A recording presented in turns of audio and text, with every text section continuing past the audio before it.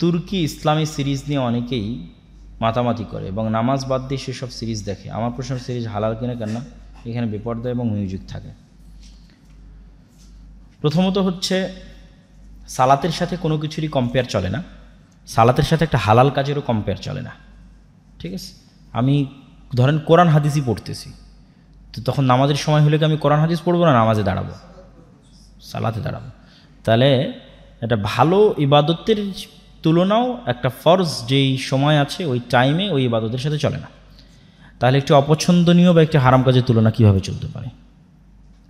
আর যখনই যে কোনো কাজ ইসলামের মূল কিছু বেসিক এথিক্সকে লঙ্ঘন করবে, তখন সেটির বিষয়ে আসলে প্রশ্ন করার কোনো অবকাশ থাকে না।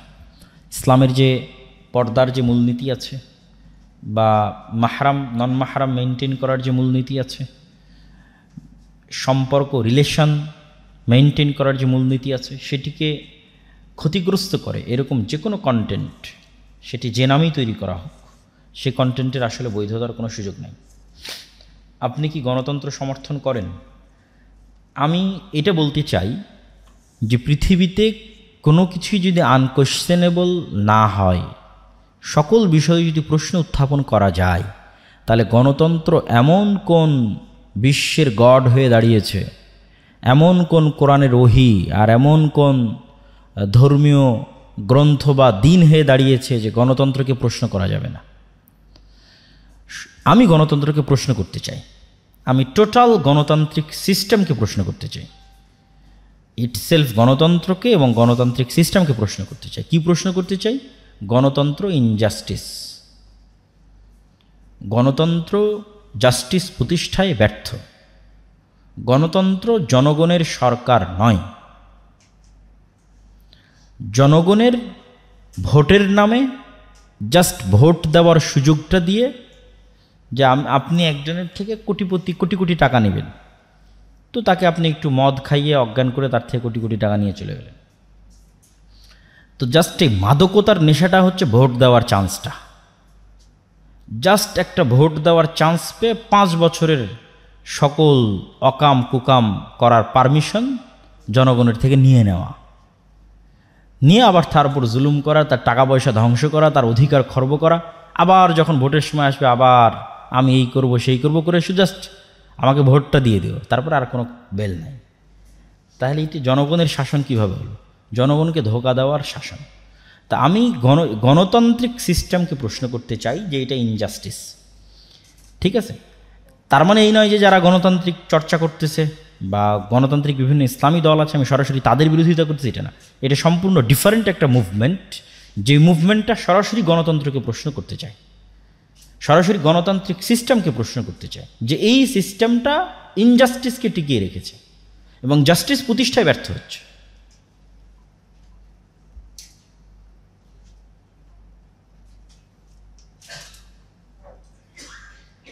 অবশ্যই জেনা রিজিকের দ্বার বন্ধ করে, এটা ঠিক আছে। লাস্টে যে প্রশ্নটা করা হয়েছে, অবৈধ সম্পর্ক মানুষের রিজিকের দরজাকে নষ্ট করে দেয়। পুরাতন টাকা অধিক দাম দিয়ে কেনাবেচা করা জায়েজ কিনা? শুল্ক না দিয়ে বিদেশি হালাল পণ্য নিয়ে ব্যবসা জায়েজ কিনা? টাকার সাথে টাকার যখন ক্রয় বিক্রয় হয়, সেটি শুধু টাকা নয়, যে কোনো সমমানের পণ্যের সাথে পণ্যের যখন লেনদেন হয়, সেটিতে কম বেশি করলে সেটা হারাম। সেটা স্বর্ণের সাথে স্বর্ণের লেনদেন, ডলারের সাথে ডলার, টাকার সাথে টাকার, চাউলের সাথে চাউল, খেজুরের সাথে খেজুর, সমমানের যে কোনো পণ্যের লেনদেনে কম বেশি করা যাবে না। যেহেতু ওই টাকারও একটা গ্রহণযোগ্যতা আছে, অন্তত ব্যাংকে গেলে সেই এটাই পাওয়া যাবে, সেহেতু ওই টাকা আরেকটু বেশি টাকা দিয়ে ক্রয় করা, এটার মধ্যে সুদ অন্তর্ভুক্ত হবে। আর আরেকটা মূলনীতি মনে রাখতে হবে, যখন ধরন আলাদা হয়, তথা টাকার সাথে ডলারের লেনদেন করছি অথবা ডলারের সাথে রিয়ালের লেনদেন করছি, এরকম যখন ধরনটা আলাদা হবে, তখন লেনদেনটা ইনস্ট্যান্ট শেষ করে ফেলতে হবে। এই লেনদেনটা যখন আবার বাকিতে যাবে, তখন আবার সেটাতে সুদ অন্তর্ভুক্ত হবে। তথা আমি আর আপনি আজকে লেনদেন ফাইনাল করলাম যে ভাই আমি তোমাকে 50,000 টাকা দিচ্ছি, তুমি আমাকে $500 দিবা। এই লেনদেনটা এখনই শেষ হয়ে যেতে হবে। আমি তাকে 50,000 টাকা দিলাম আর $500 কালকে নিব, তখন এর মধ্যে সুদ অন্তর্ভুক্ত হবে। কালকে যখন আবার হবে তখন আবার নতুন করে যে রানিং রেট আছে সেই রেটেই লেনদেন হতে হবে, তথা তখনকারই লেনদেন শেষ করে ফেলতে হবে। জি, আর কিছু ছিল?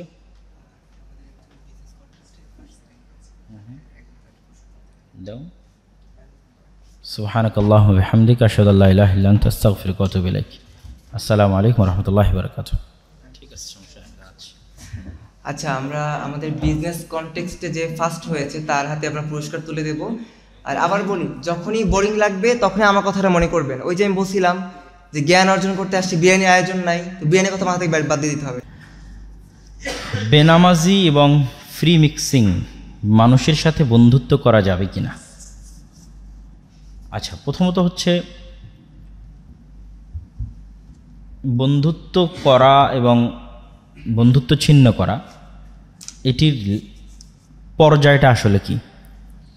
সে পর্যায়টা যদি এরকম হয় যে তার সাথে খুবই গভীর বন্ধুত্ব এবং আমি তার দ্বারা প্রভাবিত হতে পারি, তাহলে অবশ্যই এরকম মানুষ যিনি সালাত আদায় করেন না তার সাথে যদি আমার গভীর বন্ধুত্ব হয় এবং আমি তার দ্বারা প্রভাবিত হইতে পারি, তাহলে আমিও এক সময় নামাজের গুরুত্ব হারিয়ে ফেলতে পারি। তাহলে ক্লোজ রিলেশনশিপে যাওয়া যাবে না, ক্লোজ বন্ধুত্বে যাওয়া যাবে না। 2 নম্বর হচ্ছে, আমি এমন একটা লেভেলে আছি যেখানে আমি কোনো বেনামাজি মানুষের সাথে বন্ধুত্ব না করলে সে প্রবলেম ফেস করবে এবং আমার সাথে বন্ধুত্ব রক্ষার জন্য সে নামাজিও হয়ে যেতে পারে। সেক্ষেত্রে অবশ্যই বয়কট টাইপের একটা বয়কটের মতো করা যেতে পারে নিজের ছেলে মেয়ের সাথে, আত্মীয় স্বজনের সাথে, যে তুমি যতদিন নামাজ না পড়বো ততদিন তোমার সাথে আমি সম্পর্ক করতে পারছি না, তাকে ফোর্স করার জন্য। 3 নম্বর হচ্ছে, না এরকম কোনো কিছুর মধ্যে সে আসলে পড়ে না, ক্লোজ ফ্রেন্ডের মতো পড়ে না, আমি তার সাথে বয়কট করলে তার কোনো সমস্যা হবে এরকমও না, স্বাভাবিক সম্পর্ক। আর আমি তাকে ইনফ্লুয়েন্স করে কিছু চেঞ্জ করতে হবে এরকম না, দেখা যাচ্ছে সে আমার চেয়ে উপরের লেভেলের। তাহলে এরকম স্বাভাবিক সম্পর্ক বেনামাজি কেন, হিন্দুর সাথেও রাখা যায়, কাফের মুশরিক খ্রিস্টানদের সাথেও রাখা যায়, বিজনেস পারপাসে ব্যবসায়িক পারপাসে উঠা বসা সকলের সাথে করা যায়, শুধু ক্লোজ না হলেই হলো। ওই একই অবস্থা আরেকটা যে প্রশ্ন করে সেটার সাথে, আফগানিস্তান সহ বিভিন্ন দেশে যে বন্ধ করা হচ্ছে এবং নির্যাতন চালানো হচ্ছে, এটির বিষয়ে আপনার মতামত কী? প্রথম কথা হচ্ছে যে আফগানিস্তানের মিডিয়া উন্মুক্ত না, তথ্য প্রবাহের যে সুযোগ সেই সুযোগ আমাদের কাছে খুবই কম। তো আফগানিস্তানের যে নুরিস্তান প্রদেশ এবং আফগানিস্তানের যে প্রদেশগুলোতে সালাফি বা আহলুল হাদিসদের সংখ্যা বেশি ছিল, সরাসরি তাদের সাথে যোগাযোগ এবং সম্পর্কের চেষ্টা করা গেলে এবং তাদের থেকে তথ্য পাওয়া গেলে সবচেয়ে বেশি নির্ভরযোগ্য হয়। আফগানিস্তানে যাদের বিরুদ্ধে অ্যাকশান চলতেছে তাদেরকে আইএস নাম দিয়ে অ্যাকশান নেওয়া হচ্ছে, আহলে হাদিস বা সালাফি নাম দিয়ে অ্যাকশান নেওয়া হচ্ছে না। আইএস বা দায়েশ নাম দিয়ে তারা রাষ্ট্রীয়ভাবে তাদের উপর ক্র্যাকডাউন চালাচ্ছে। এখন এখানে অবশ্যই সমূহ সম্ভাবনা আছে যে নিরপরাধ মানুষকেও, নিরপরাধ আহলে হাদিস এবং সালাফিদেরকেও সেই একই ক্যাটাগরিতে ফেলে হয়তো তাদেরকে ক্ষতিগ্রস্ত করার চেষ্টা একটি মহল অবশ্যই করতে পারে।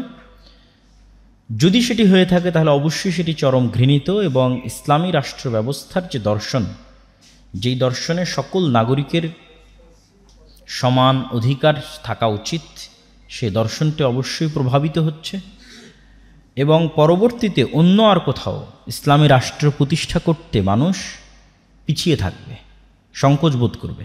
যে একটা ইসলামী রাষ্ট্রে যদি ভিন্ন মতাবলম্বী মানুষ তার অধিকার চর্চার সুযোগ না পায়, তাহলে তো আর এক জায়গাতেও সেই সন্দেহ তৈরি হবে। সুতরাং আমি মনে করি এরকম কিছু ঘটে থাকলে আফগানিস্তানের সরকারের জরুরি ভিত্তিতে উচিত যে এটি বিবৃতি দিয়ে তাদের অবস্থান পরিষ্কার করা এবং তাদের নাগরিকদের মধ্যে যেন ইনসিকিউরিটি না থাকে এবং বহির্বিশ্বে তাদের সম্পর্কে যেন একটি খারাপ ধারণা তৈরি না হয়, সেটি নিশ্চিত করার দায়িত্ব তাদের। আর যদি ঘটনা সত্য হয় তাহলে আমাদেরকে আমাদের জায়গা থেকে সর্বোচ্চ পর্যায়ের প্রতিবাদ জানাতে হবে, নিন্দা জানাতে হবে। দরকার হলে আফগানিস্তানের যে দূতাবাস আছে সেখানে গিয়ে আমরা লিখিত প্রতিবাদও জমা দিতে পারি। By default, by nature, by born মক্কার কুরাইশরা হচ্ছে বিজনেসম্যান, যেটা আপনারাও জানেন যে আমাদের নবীর স্ত্রী খাদিজা রাদিয়াল্লাহু তাআলা আনহা অনেক বড় বিজনেসম্যান। আল্লাহর নবী তার বিজনেসের দায়িত্ব পালন করেছে, তিনিও বিজনেস বোঝেন, ঠিক আছে। বদরের যুদ্ধ হলো কেন? আবু সুফিয়ানদের কন্টিনিউয়াস বিজনেস চলতো সিরিয়ার সাথে, ওই বিজনেস যে রুটটা ছিল ওই রুটটা আল্লাহর নবী ব্লক করে দিয়েছিল। কেননা রাসূল সাল্লাল্লাহু আলাইহি ওয়াসাল্লামের সাথে আবু সুফিয়ানদের যে দ্বন্দ্ব ছিল এটা শুধু ধর্মীয় দ্বন্দ্ব ছিল না, ঠিক আছে, এটার মধ্যে টাকা পয়সা সম্পৃক্ত ছিল, দুনিয়া সম্পৃক্ত ছিল, পাওয়ার সম্পৃক্ত ছিল। আপনারা অবশ্যই জানেন যে মক্কা হচ্ছে এইদিকে পশ্চিম, না পশ্চিম তো এইদিকে নাকি, মক্কা হচ্ছে এই পাশে আর মদিনা হচ্ছে এই পাশে, আর এখানে হচ্ছে সিরিয়া। তো মক্কায় হচ্ছে কোরাইশরা থাকে, তারা সমুদ্রের ধার দিয়ে, লোহিত সমুদ্রের ধার দিয়ে সিরিয়াতে বিজনেস করে। তো এই বিজনেস রুটে মধ্যে মদিনা। তো যখন মুহাম্মদ সাল্লাল্লাহু আলাইহি ওয়াসাল্লাম মক্কা থেকে হিজরত করে মদিনায় আসলেন তখন তিনি বিজনেস রুট বন্ধ করে দিলেন। তো ওরা বিজনেস করবে কিভাবে? তখন তো যুদ্ধ অনিবার্য। এই জন্য কিন্তু বদর, ওহুদ থেকে বাকি যে যুদ্ধগুলো হয়েছে এই যুদ্ধগুলো এই কারণে যে মদিনা যত বেশি পাওয়ারফুল হবে মক্কার ব্যবসা তত সংকীর্ণ হয়ে যাবে, কেন ব্যবসায় চলতো সিরিয়ার সাথে। তো এরা by nature by default business করা জানতো। তো ওরা যখন ওখান থেকে মদিনায় আসছে তখন মদিনার মানুষেরা টাকা পয়সা দিয়ে ইনভেস্ট করেছে, ঠিক আছে তোমরা বিজনেস করো। আব্দুর রহমান বিন আউফকে বিজনেস করার টাকা দিয়েছে, জুবাইর ইবনে আওয়ামকে বিজনেস করার টাকা দিয়েছে, ওসমান ইবনে আফফানকে বিজনেস করার টাকা দিয়ে, এরা তো মক্কা থেকে পালিয়ে এসেছে সবাই, বড় বড় সাহাবি। কিন্তু এই প্রত্যেকটা বড় বড় সাহাবি অতি শর্ট টাইমে কোটিপতি হয়ে গেছে। তো আব্দুর রহমান বিন আউফ বললেন যে আমি তো উটের ব্যবসা বুঝি, আমাকে কিছু উট দাও, আমি আজকে থেকে বাজারে উটের বিজনেস শুরু করব। তো বাজারে যখন উটের বিজনেস শুরু করলেন উনি একটা মূলনীতি মেনটেন করতেন। উট বিক্রি করার আগে বিভিন্ন অঞ্চল থেকে মানুষজন আসতো উটের বাজারে, উটের হাটে উট উঠতো, যেমন আমাদের অঞ্চলে কুরবানির সময় গরুর হাট হয়, গরুর হাটে উট উঠতেছে। তো উনি উটের খুঁটিনাটি সম্পর্কে খুব অভিজ্ঞ ছিলেন, উটের নেচার, স্বভাব, উটের খাওয়া, উটের ফুড সিস্টেম, ঠিক আছে, উটের আবাস বসবাস, উটের কালার, রং, শক্তি, সামর্থ্য, জীবন প্রণালী, বংশধারা, এভরিথিং সম্পর্কে খুব জানতেন। তো যে বিষয়ে মানুষ বিজনেস করুক ওই বিষয়ে নলেজ না থাকলে তো আসলে সে বিজনেস করতে পারবে না। তো যেহেতু উনি উট বিষয়ে সবচেয়ে পারদর্শী এই জন্য উনি উটের ব্যবসায় হাত দিলেন। উটের ব্যবসায় যখন হাত দিলেন তখন একটা মূলনীতি ছিল ওনার, সেটা হচ্ছে হাইয়েস্ট সেল লোয়েস্ট লাভ, ঠিক আছে। এবং এটা ছিল ওনার সবচেয়ে বড় পলিসি, যেই পলিসি দিয়ে উনি মানুষের বিশ্বাসযোগ্যতা অর্জন করেছে এবং ধনী হয়ে গেছেন, কোটি কোটি টাকার মালিক ছিলেন। তো এই জন্য মানুষ যখন উটের দরদাম করতে আসতো উনি বলতেন ঠিক আছে আপনি কততে দরদাম মনে করেন ফাইনাল হলো যে আমি এই জিনিসটা, এই উটটা, এই গরুটা 2 লাখ টাকায় কিনবো। তখন উনি নিজে থেকে ধরিয়ে দিতেন যে এই উটের কিন্তু এই সমস্যা আছে। তখন গ্রাহক আরও দাম কমাতো, তারপরে ধরেন 1,80,000 ফাইনাল হলো, উনি আর একটা সমস্যা ধরাই দিতেন। উনি বিক্রি করতেছেন বাট উনি আবার সমস্যা ধরাই দিচ্ছেন। এটার মূল কারণটা ছিল উনি হচ্ছে অল্প মার্জিন লাভে জিনিস ছেড়ে দিতে চান আর ওই কাস্টমারের বিশ্বাসযোগ্যতা অর্জন করতে চান, যেন ওই কাস্টমার ভুলেও আর সেকেন্ড কারো কাছে উট কোনোদিন ক্রয় করতে না যায়। তো ওনার প্ল্যান এটাই যে আমি যদি একটা পণ্য বিক্রি করে 500 টাকা লাভ করি আর সেই জায়গায় যদি আমি 1000টা পণ্য বিক্রি করতে পারি 1 টাকা করে লাভ করি, তাহলে 1000টা পণ্য বিক্রি করলাম 1 টাকা করে লাভ করলাম, লাভ হলো 1000 টাকা। একটা পণ্য বিক্রি করলাম, একটা পণ্যতেই 500 টাকা লাভ করলাম, মানুষের বিশ্বাসযোগ্যতা অর্জন করতে পারলাম না। কোনোদিন মানুষ আশেপাশের বাজার তদন্ত করে আমার রেটটা যদি বেশি মনে হয় বা আমার কোনো ফলস ধরা পড়ে সে আমার কাছে আর দ্বিতীয়বার আসবে না। তো দ্বিতীয়বার আমি কাস্টমারটাকে হারিয়ে ফেললাম, একবারের বেশি লাভ করতে গিয়ে আমার লং টাইম বিজনেসের যে ধারা সেটি ধ্বংস হয়ে গেল। তো এই জন্য আমাদেরকে সবসময় লং টাইম প্ল্যান রাখতে হবে, দীর্ঘমেয়াদী প্ল্যান থাকবে, অল্প লাভে বেশি সেল করার পরিকল্পনা রাখতে হবে এবং বিশ্বাসযোগ্যতা অর্জন করার চেষ্টা করতে হবে, তাহলে অবশ্যই ব্যবসাতে বরকত হবে। আর দুনিয়া বিমুখতার যে হাদিসগুলো, ইসলাম সন্ন্যাসবাদ কখনোই নয়। এত বড় বড় কোটিপতি সাহাবি আছে সব রাসূল সাল্লাল্লাহু আলাইহি ওয়াসাল্লামের জান্নাতের সুসংবাদপ্রাপ্ত 10 জন সাহাবি, যে 3 জনের নাম বললাম। ওসমান গনি, তার নামই দেওয়া হয়েছে ধনী, গনি মানে ধনী। জুবাইর ইবনে আওয়াম তৎকালীন তৎকালীন মদিনার ব্যাংকিং সিস্টেম উনি কন্ট্রোল করতেন, সবাই এসে তার কাছে টাকা জমা রেখে যেত, উনি মানুষের টাকার লেনদেন করতেন এবং উনি নিজেও কোটিপতি ছিলেন। ওনার বিশাল বাংলো বাড়ি ছিল মদিনাতে, যেটার কিছু ভগ্নাংশ খণ্ডিত অংশ এখনও পাওয়া যায় মদিনাতে। বড় বড় সব খেজুর বাগানের মালিক ছিল। আর আরেকজনের নাম বললাম আব্দুর রহমান বিন আউফ। 3 জনই কোটিপতি, 3 জনই জান্নাতের সুসংবাদপ্রাপ্ত। তাহলে তো এটা বলার কোনো অপশন নাই, সুযোগ নাই যে ইসলাম সন্ন্যাসবাদকে সাপোর্ট করে, এটা বলার সুযোগ নাই। কিন্তু দুনিয়া বিমুখতার যে হাদিসগুলো বা দুনিয়া বিমুখতার যে ঘটনাগুলো, এগুলো হচ্ছে আপনাকে সাপোর্ট দিবে আপনার টাফ টাইম এবং হার্ড টাইমে। যখন আপনি সকল কিছু হারিয়ে ফেলতেছেন, উত্থান পতন আছে, পতনের দ্বার প্রান্তে দাঁড়িয়ে আছেন, তখন আপনি হতাশ হবেন না যদি রাসূল সাল্লাল্লাহু আলাইহি ওয়াসাল্লামের যে দুনিয়া বিমুখতার হাদিসগুলো আপনার জানা থাকে, তাকদীরের যে হাদিসগুলো সেগুলো যদি জানা থাকে, তাহলে আপনার সামনে যতই কঠিন সময় আসুক আপনি হতাশ হবেন না। এইটা হলো ওইটার বেনিফিট। মানুষ তো চেষ্টা করতেই থাকবে, চেষ্টা করাটাই মানুষের কাজ। কিন্তু যখন হার্ড টাইম আসবে তখন সে তাকদীরের কথা স্মরণে রাখবে, রাসূল সাল্লাল্লাহু আলাইহি ওয়াসাল্লামের দুনিয়া বিমুখ আচরণগুলোর কথা স্মরণে রাখবে। তো আল্লাহর নবীর দুনিয়া বিমুখ আচরণের 2টা হাদিস বলে এবং তাকদীরের একটা হাদিস বলে আমার বক্তব্য শেষ করব। রাসূল সাল্লাল্লাহু আলাইহি ওয়াসাল্লামের দুনিয়া বিমুখ আচরণের 2টা ঘটনা।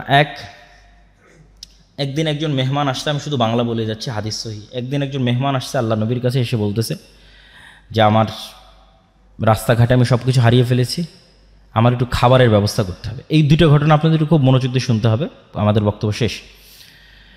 খাবারের ব্যবস্থা করতে হবে। আল্লাহ নবী লোক পাঠালেন তার স্ত্রীদের ঘরে, কিছু আছে কিনা খাবারের। তো ইন্ডিভিজুয়াল প্রত্যেকটা স্ত্রী এই অ্যান্সার দিয়েছে, ওয়াল্লাযী বা'আসাকা বিল হক, হে মুহাম্মদ সাল্লাল্লাহু আলাইহি ওয়াসাল্লাম, যে আল্লাহ আপনাকে সত্য নবী করে পাঠিয়েছে, সেই আল্লাহর শপথ করে বলতেছে আমাদের বাড়িতে পানি ছাড়া খাবার দেওয়ার মতো কিছু নাই। তো তিনি হচ্ছেন তৎকালীন বিশ্বের সর্বশ্রেষ্ঠ মানব, সকল যুগের সর্বশ্রেষ্ঠ মানব। তার বাড়িতে মেহমান এসেছে, মেহমানকে খাওয়াবেন, খাওয়ানোর মতো তার কোনো স্ত্রীর বাড়ি থেকে এ অ্যান্সার আসলো না যে এখানে একটা খেজুরের দানা আছে, তাকে খাবার হিসেবে দেওয়া যায়, বা আটা আছে সেটিতে রুটি তৈরি করে দেওয়া যায়, বা গোস্ত আছে দেওয়া যায়। সবাই বলেছে তাদের বাড়িতে শুধু পানি আছে, আর দেওয়ার মতো কিছু নেই। তো আল্লাহর নবী কি করবেন? তখন তিনি সালাতের পর সাহাবীদের বললেন, আচ্ছা কেউ কি আছো তোমরা আজকে একজন মেহমানের দায়িত্ব নিতে পারবা? তখন আবু তালহা বলতেছে রিস্ক নিয়ে, সেও আসলে ইন ডিটেলস জানে না, কিন্তু আল্লাহর নবীর এই অসহায় অবস্থা দেখে সে রিস্ক নিচ্ছে। আবু তালহা বলছে, আল্লাহ নবী ঠিক আছে, আমি আপনার মেহমানের দায়িত্ব নিচ্ছি। তো আবু তালহা কোনো প্রকার যাচাই বাছাই না করেই সে কিন্তু মেহমান কিনে বাড়িতে চলে গেছে। বাড়িতে গিয়ে স্ত্রীকে বলতেছে যে আচ্ছা আজকে তো আল্লাহর নবী আমাকে একটা কাজ চাপিয়ে দিয়েছে, একজন মেহমানের দায়িত্ব আমার উপর দিয়েছে, বাড়িতে কোনো খাবার আছে? তখন আবু তালহার স্ত্রী বলতেছে বাড়িতে তো বাচ্চাদের খাবার ছাড়া কোনো খাবার নেই, মানে ছোট 2-3টা বাচ্চা আছে, সেই 2-3টা বাচ্চাকে যে খাবার দিবে ওই খাবারটা ছাড়া কোনো খাবার নেই। তাহলে এখন করণীয় কি? তখন 2 স্বামী স্ত্রী মিলে পরামর্শ করেছে যে ঠিক আছে, এক কাজ করো, বাচ্চাদের খাবার না খাওয়াইয়েই ঘুম পাড়িয়ে দাও, বাচ্চাদের খাবার খাওয়ায়ও না, তাদেরকে না খাওয়াই ঘুম পাড়িয়ে দাও। আর মেহমানের সাথে তো মেজবানকে বসতেই হয়, মানে যাকে আপনি মেহমানদারি করাবেন আপনার বাড়িতে, যদি তাকে আপনি না বসেন সে তো অকওয়ার্ড ফিল করবে, বিব্রত বোধ করবে। তাহলে আমরা যখন একসাথে মেহমানের সাথে খেতে বসবো তখন কৌশলে বাতিটা নিভিয়ে দেওয়া হবে, স্বামী স্ত্রীর প্ল্যান।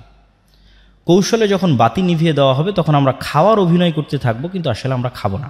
কেন? বাচ্চাদের খাবার অনেক স্বল্প খাবার, যদি আমরাও 2 জন বাতি জ্বালিয়ে সেটার সাথে অংশগ্রহণ করি তাহলে মেহমানের খাবার বলে আর কিছু বাকি থাকবে না। তাহলে বাচ্চাদের ঘুম পাড়িয়ে দেওয়া হলো এবং স্বামী স্ত্রী 2 জন বাতি নিভিয়ে খাবারের অভিনয় করলো, আর মেহমান খাবার গ্রহণ করলো। পরের দিন রাসূলুল্লাহ সাল্লাল্লাহু আলাইহি ওয়াসাল্লাম বলতেছে, আবু তালহা তুমি কি করেছো? আল্লাহ তোমার উপর অনেক সন্তুষ্ট হয়েছে। তো কি করেছেন? তো এই ঘটনা। তো এটার থেকে আমাদের শিক্ষা কি? যে ওই যুগের যারা সর্বশ্রেষ্ঠ মানব তাদের এটি জীবন হিস্ট্রি এবং কালচার বলা হচ্ছে। সুতরাং আমি যদি আমার লাইফে এরকম কখনো কঠিন সময় ফেস করি তাহলে অবশ্যই তখনকার চাইতে খারাপ হবে না। তো ওই জন্য কনফিডেন্স রাখতে হবে। আরেকটা ঘটনা, যে 2টা ঘটনা বলতেছে, আরেকটা ঘটনা, একদিন রাসূল সাল্লাল্লাহু আলাইহি ওয়াসাল্লাম বাড়ি থেকে বের হয়েছে, এটা সহিহ হাদিসের ঘটনা, সঠিক ঘটনা। তো ভর দুপুরে বের হয়েছে, রাস্তার মধ্যে দেখেন আবু বকর রাদিয়াল্লাহু তাআলা আনহু বাড়ি থেকে বের হয়েছে। তো 2 জন পরস্পরকে জিজ্ঞেস করতেছে কেন এই ভর দুপুরে, আপনি তো জানেন সৌদির গরম কি ভয়ঙ্কর, ভর দুপুরে কেন বাড়ি থেকে বের হয়েছে? তো 2 জনই পরস্পরের কাছে জানাজানি হলো যে তারও বাড়িতে কোনো খাবার নাই, এই জন্য খাবারের অনুসন্ধানে বের হয়েছে। মুহাম্মদ সাল্লাল্লাহু আলাইহি ওয়াসাল্লামের বাড়িতেও কোনো খাবার নাই, উনি খাবারের অনুসন্ধানে বের হয়েছে যে কোথাও খাবারের ব্যবস্থা করা যায় কিনা। কিছু দূর হাঁটার পর দেখা যাচ্ছে ওমর রাদিয়াল্লাহু তাআলা রাস্তায়। আপনি কি জন্য বের হয়েছেন? ওনার বাড়িতেও কোনো খাবারের ব্যবস্থা নেই, উনিও খাবারের অনুসন্ধানে বের হয়েছে। অথচ এনারা পরবর্তীতে অর্ধ পৃথিবীর শাসক। তাহলে ক্ষুধার্ত অবস্থা থেকেও অর্ধ পৃথিবী জয় করা যায়, ঠিক আছে? যখন তাদের কাছে কিছু নাই, ক্ষুধার্ত অবস্থায় মানুষের বাড়ি বাড়ি খাবার খুঁজে বেড়াচ্ছে, সেখান থেকে তারা অর্ধ পৃথিবীর শাসক হয়েছে। তো তাদের মতো করুণ এবং কঠিন অবস্থা আমাকে এবং আপনাকে ফেস করতে হয়নি, হচ্ছে না, হয়তো হবেও না। সুতরাং বড় স্বপ্ন দেখতে সমস্যা কি? হাদিসটা শেষ করি, ঘটনাটা শেষ করি। 2 জন মিলে এক আনসারীর বাড়িতে গেলেন। আনসারিরা যেহেতু আগে থেকেই তাদেরই জমি জায়গা, মদিনা মানে তাদের জমি জায়গা, তাদের বাগান, তাদের সব কিছু। এনারা তো আসছে মক্কা থেকে হেল্পলেস অবস্থায়। যদি মক্কায় থাকতো হয়তো এতটা করুণ অবস্থা হতো না, কেন মক্কায় তাদের জমি জায়গা আছে, তাদের বাড়িঘর আছে। তো প্লেস চেঞ্জ করলে অবশ্যই মানুষ এই প্রবলেমগুলো ফেস করে। তো আনসারি সাহাবি অত্যন্ত খুশি হয়েছে আজকে আল্লাহ নবী তার বাড়িতে আসছে। আমাদের গ্রামেও যেমন ভালো কোনো মেহমান যায় তখন কিন্তু বাড়ির আমাদের মায়েরা বড় মোরগ বা ভালো যে মুরগি থাকে সেটা কিন্তু জবাই করে, এটা টেন্ডেন্সি, কালচার। তো আনসারি সাহাবি আল্লাহ নবীকে দেখে তাড়াহুড়া করে খেজুরের পুরো থোকা পেড়ে আল্লাহ নবীর সামনে রেখে বলতেছে, ওখানে কাঁচা আছে পাকা আছে খান। তাড়াতাড়ি বাড়ি থেকে ছুরি বের করে নিয়ে ছাগল জবাই করতে চলে গেছে, যে আজকে আল্লাহ নবী তার বাড়িতে আসছে, সে ছাগল জবাই করে রান্না করে খাওয়াবে। তো ছাগল জবাই হলো, রান্না হলো, খাওয়া দাওয়া হলো, খেজুর খাওয়ানো হলো, ছাগলের দুধ দেওয়া হলো, যত রকমের ব্যবস্থাপনা ছিল সবই করা হলো। শেষ করে এখন যখন ফিরে আসতেছেন তখন রাসূলুল্লাহ সাল্লাল্লাহু আলাইহি ওয়াসাল্লাম আবু বকর এবং ওমরকে বলতেছে, তোমরা বাড়ি থেকে বের হয়েছিলে ভরা পেটে আর এখন খালি পেটে, আর এখন তোমরা বাড়িতে ফিরে যাচ্ছ ভরা পেটে।